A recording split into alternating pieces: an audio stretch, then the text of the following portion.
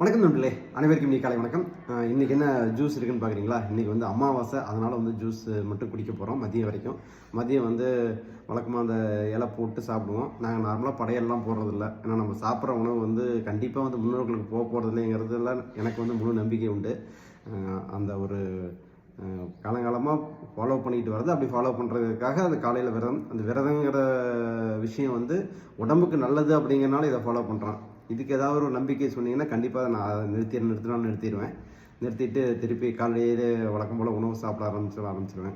Okay, நம்ம வந்து உணவை பற்றி மட்டும்தான் பேசுகிறோம், நம்பிக்கைகளை பற்றி இதில் பேசுகிறதில்ல. அதனால் திருப்பி இந்த விஷயத்துக்கு வந்துடுவோம்.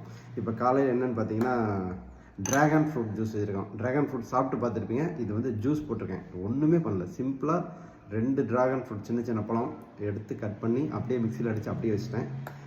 இது வந்து பார்த்திங்கன்னா கொஞ்சம் காஸ்ட்லி தான். நார்மலாக நம்ம வந்து காஸ்ட்லியான ஜூஸ் எதுவுமே குடிக்கிறதில்ல. நீங்களே பார்த்துருப்பீங்க, ஆப்பிள் ஜூஸ் கூட நம்ம குடிக்கிறது கிடையாது.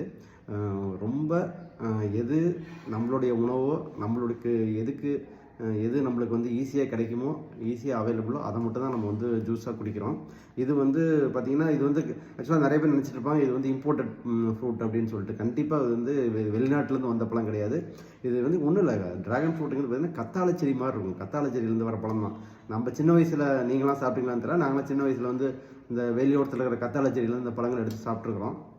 ஸோ அந்த பழம் தான் இது. ஓரளவுக்கு ஒரு சில பழங்கள் நல்லா இனிப்பாக இருக்கும், ஒரு சில பழங்கள் நார்மலாக இருக்கும்.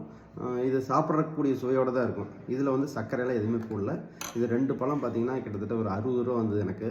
அதுக்கு காம்பன்சேட் பண்ணுறதுக்காக தான் நெல்லிக்காய் ஜூஸ். இது வந்து 10 ரூபா நெல்லிக்காய் தான். இது 10 ரூபா நெல்லிக்காய் வாங்கி 4 நெல்லிக்காய் அடித்து அப்படியே ஜூஸ் போட்டிருக்கோம். இதில் வழக்கம் போல் வந்து சீரகமும் மிளகும் போட்டுரும். வழக்கமாக நம்ம வந்து உப்பு போடுறது கிடையாது, அதனால் இப்போ உப்பும் போடல. கருவேப்பிலை போடுவோம், இந்த இன்னைக்கு கருவேப்பிலை போடல.